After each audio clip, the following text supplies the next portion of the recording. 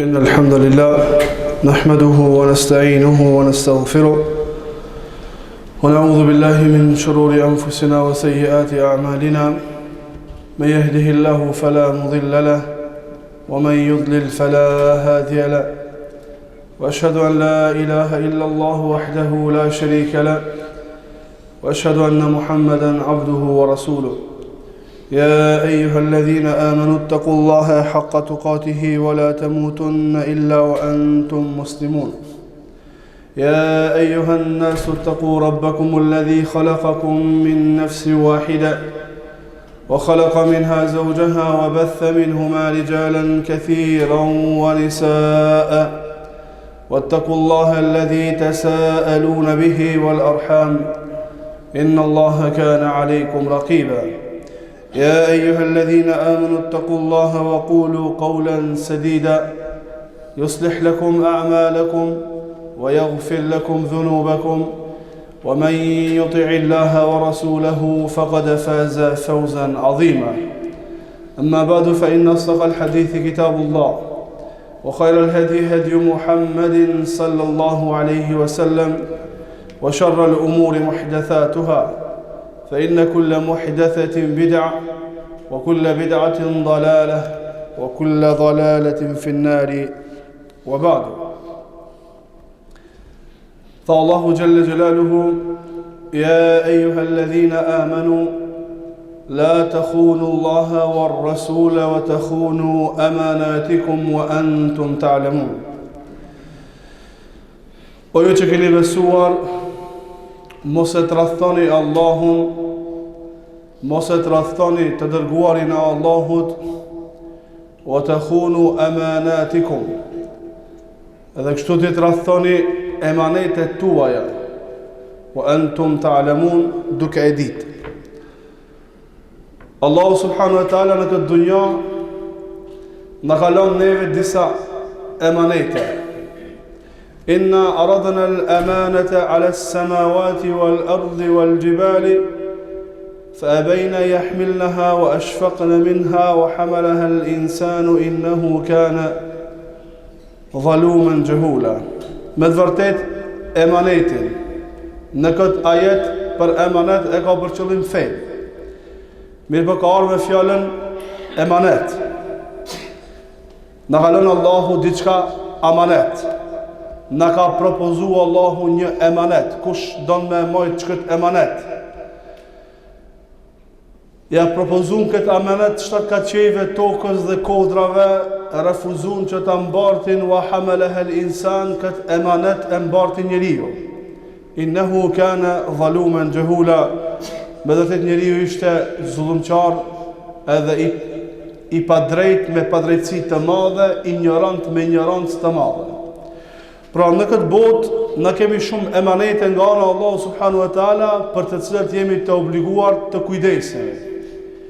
Një prej emaneteve më të mëdha, pas mësimit të tauhidit, pas nënshtrimit ndaj urdhave të Allahut dhe të pejgamberit sallallahu alaihi wasallam, duke filluar me tauhidin, namazin, zakatin, agjërimin, haxhin, kushtet e Islamit dhe imanit. Një prej emaneteve më të mëdha, më të rëndësishme, që njeriu duhet të jetë i kujdesshëm në këtë botë, është emaneti i fëmijëve. Fëmijët tanë janë emanet. Me këto fëmijë që Allahu na ka zbukuruar neve jetën e kësaj bote, Allahu i dhasht atyre që s'kan evlat, Allahu u ndihmoft atyre që kanë në edukimin e tyre. Me këta evlat që Allahu neve na ka zbukuru këtë botë, këta evlat, këta fëmijë, djem e vajza, janë emanet jonë. Dhe për këtë emanet, do të miremi në llogari para Allahut subhanahu wa ta'ala. Tha Allahu jalla jalaluhu, ja eyyuhalladhina amanu, qu anfusakum wa ahlikum nara, wa quduha an-nasu wal hijara, uiddat lil kafirin. O ju që keni besu, shpëtojeni vetën tuaj dhe familjen tuaj prej zjarmit xhenemit.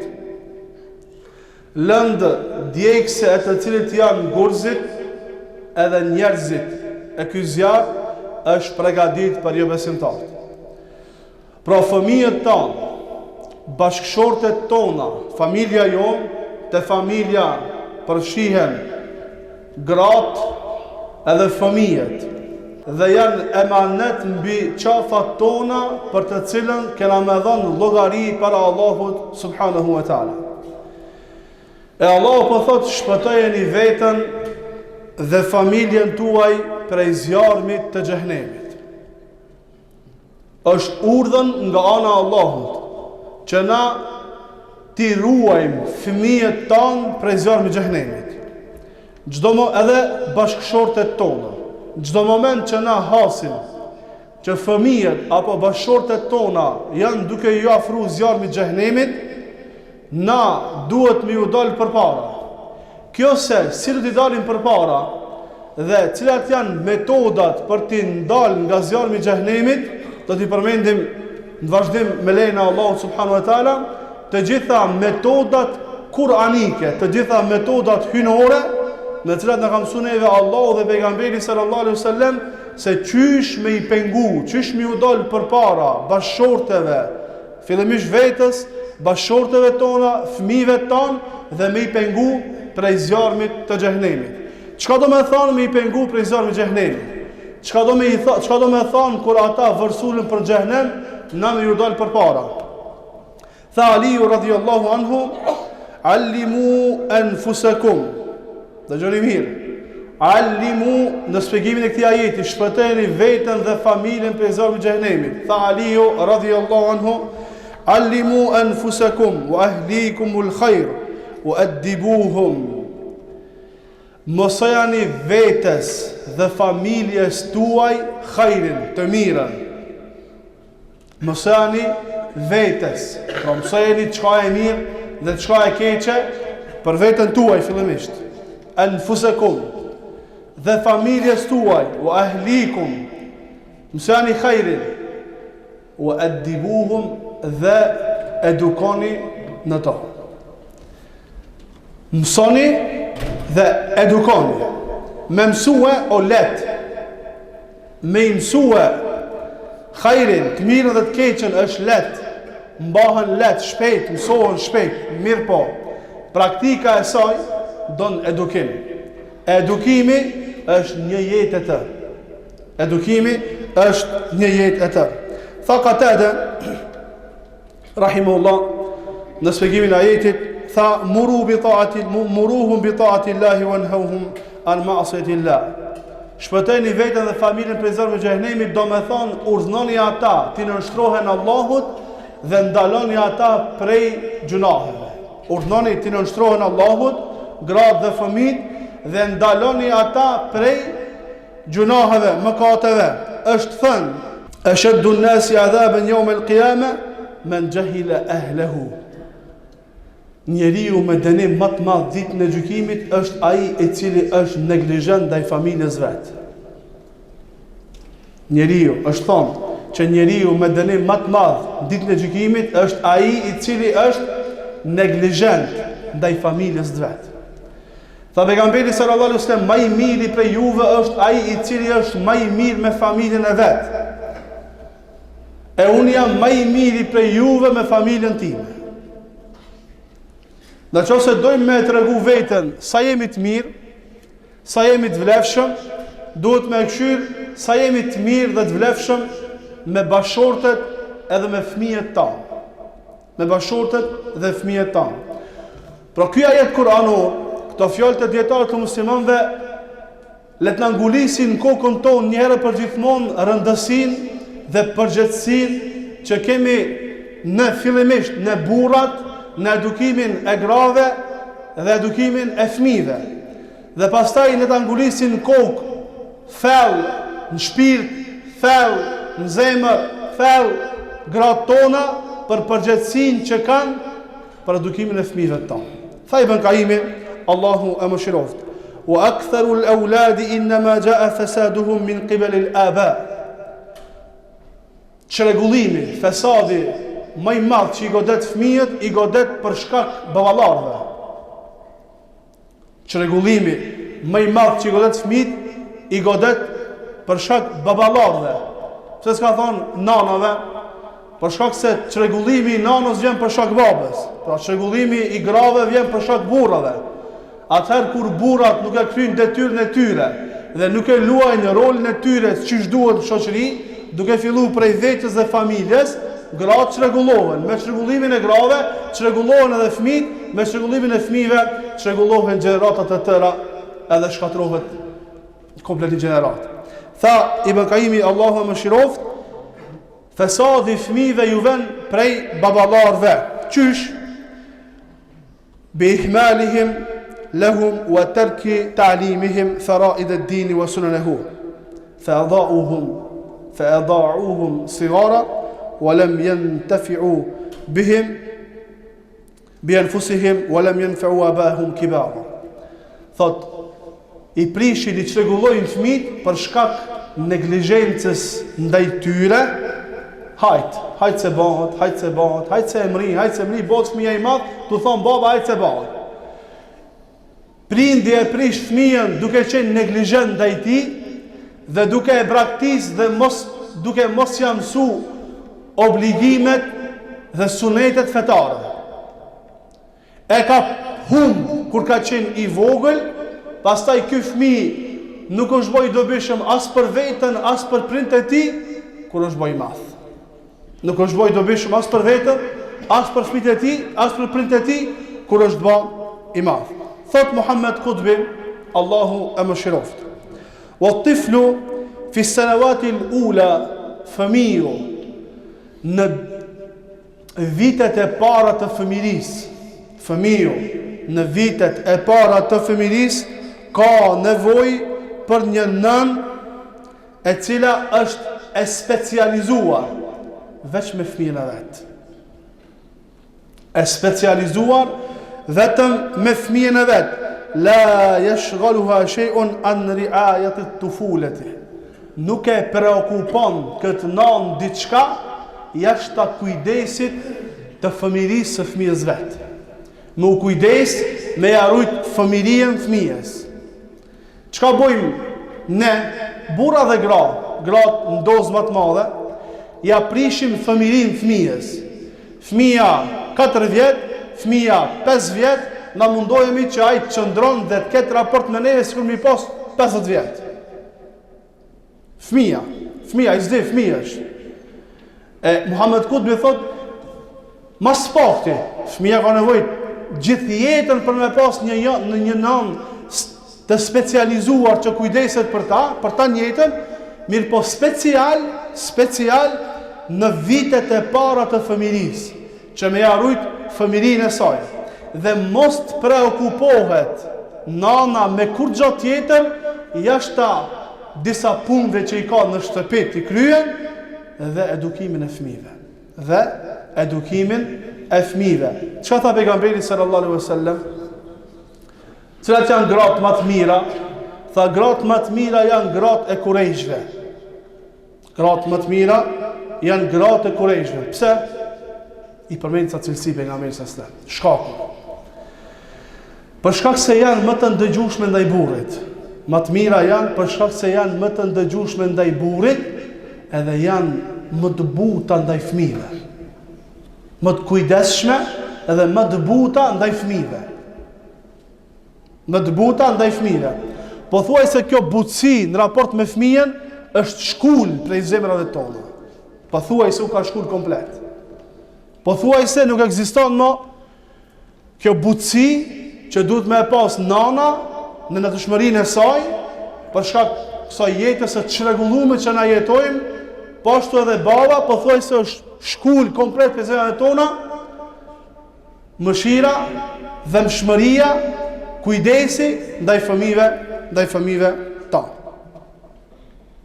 Thot, e në qoftë se ajo preokupohet me diçka tjetër jashtë këtyre dyjave, kujdesi për fëmijën e fëmijës dhe kujdesi për edukimin e tij dhe disa punëve që i ka me i bën në shtëpi, atëherë çdo mangësi që ndodh te nana në këto 2 pika, ajo shkon krejt në hesap të keq të fëmijëve dhe të gjeneratave të ardhshme.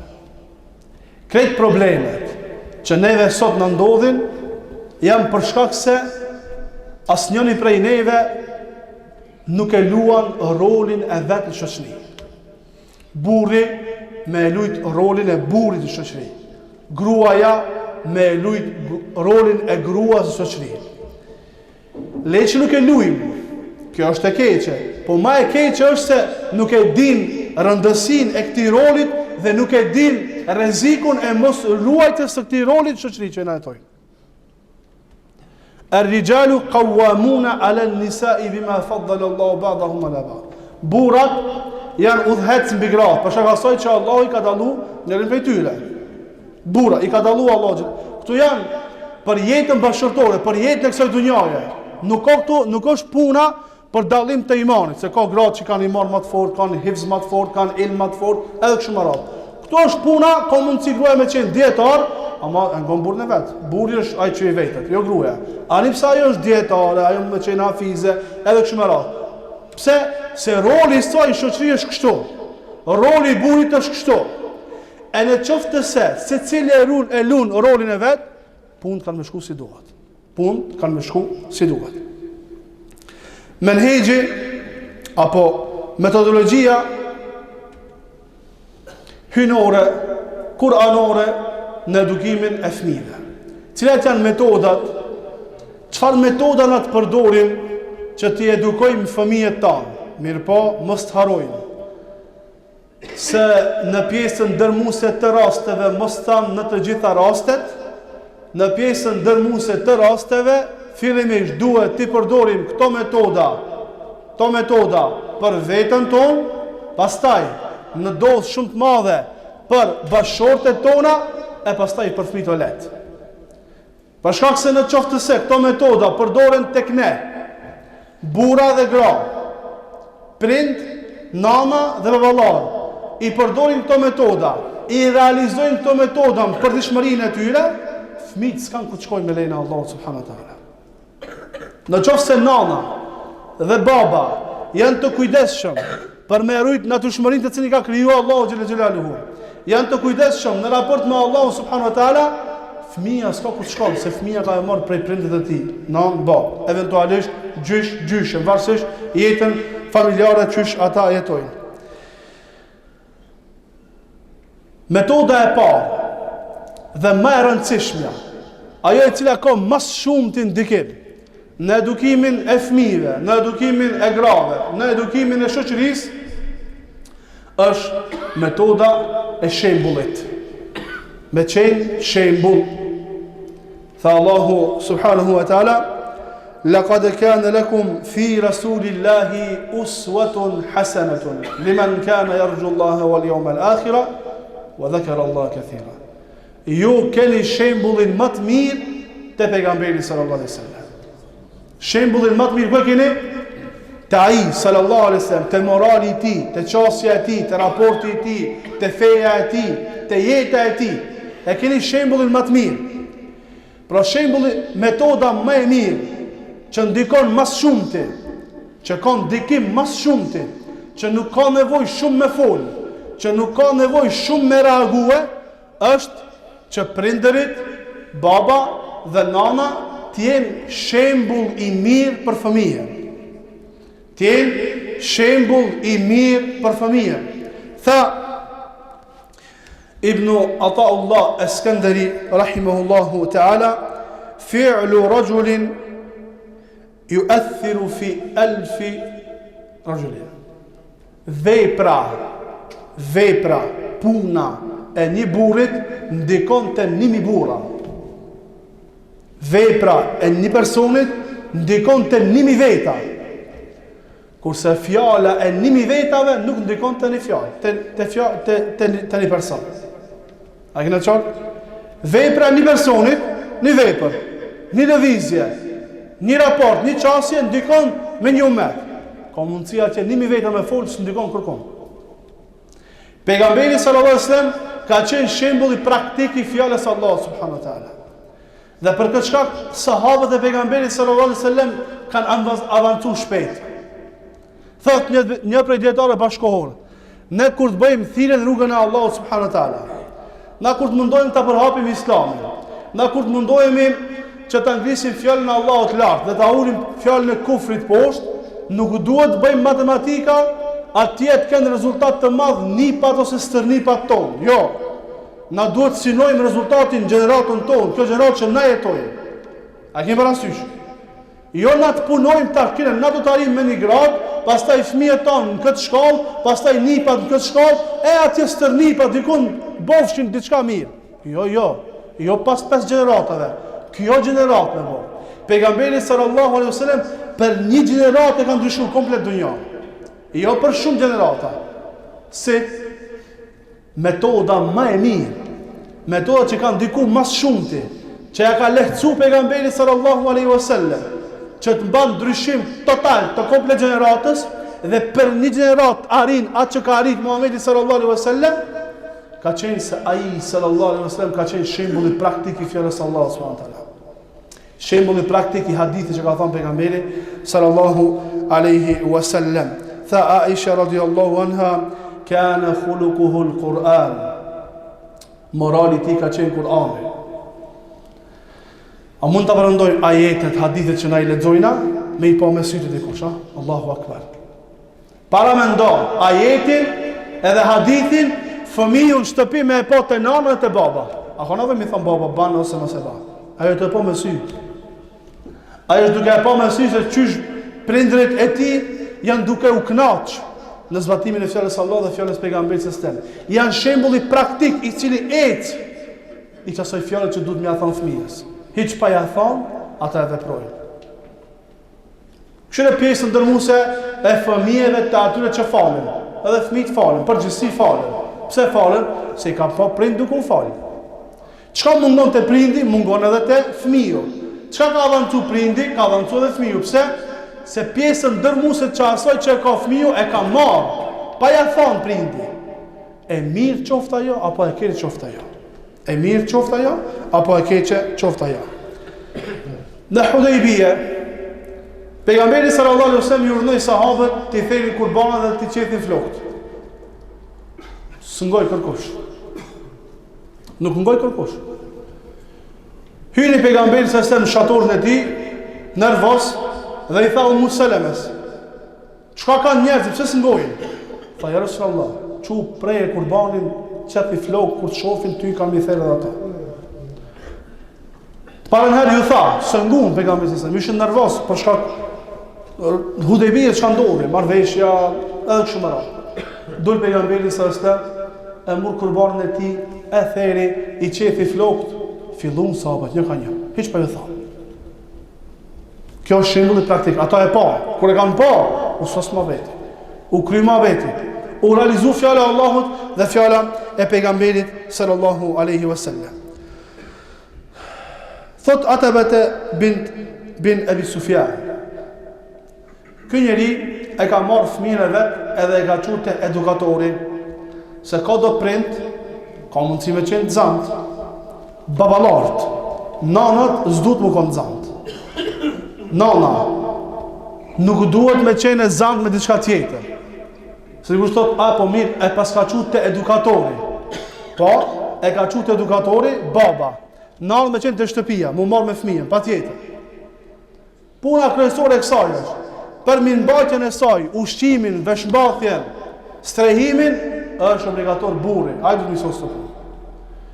E ka çuar fëmijën te edukatori me mësua. Edhe i ka thonë, falyekun awwala islahika li waladi islahuka li nafsik. Thot, let jetë përmirësimi i parë i fëmijës tëm, përmirësimi i vetës tënde.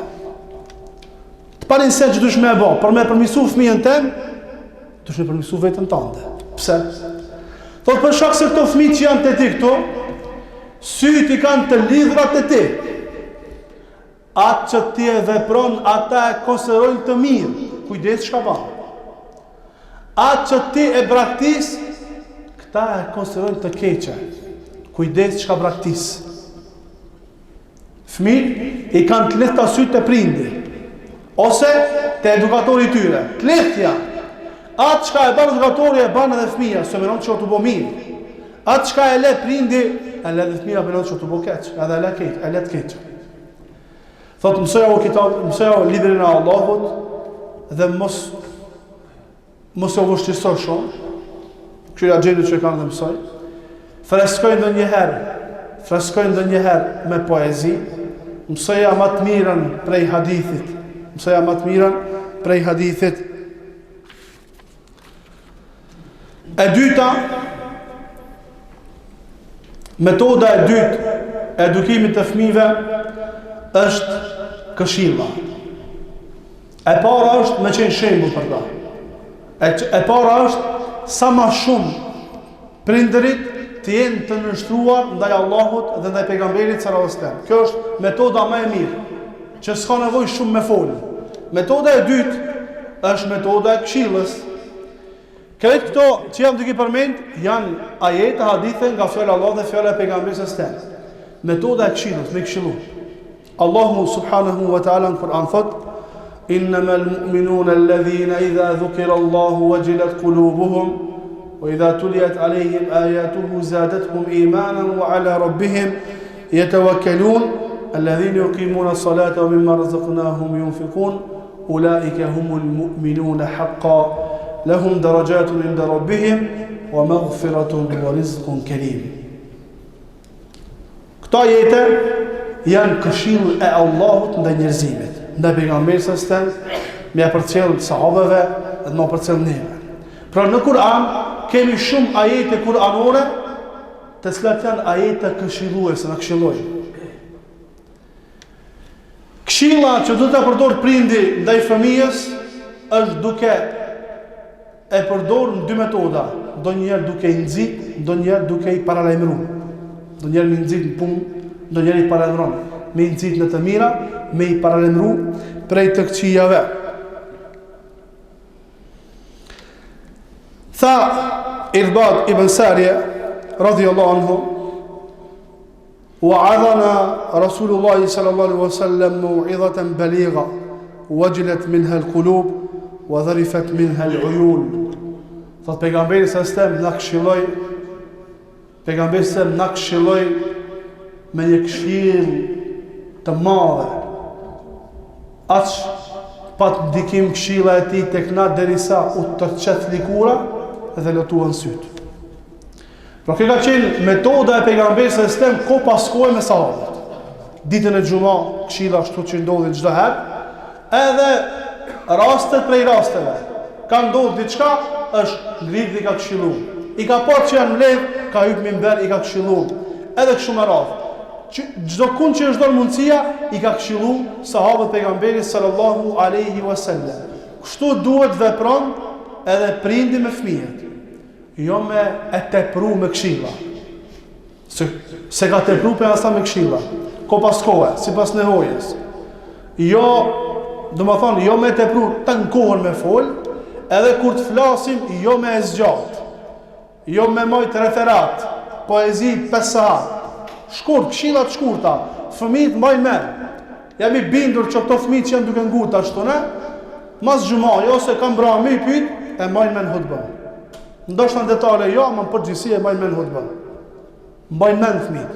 Jep këshillat shkurta sipas nevojës, në vend të duhur, kohë të duhur, jep këshillën edhe pritet rezultatin pas një kohë me lejen e Allahut subhanahu wa taala.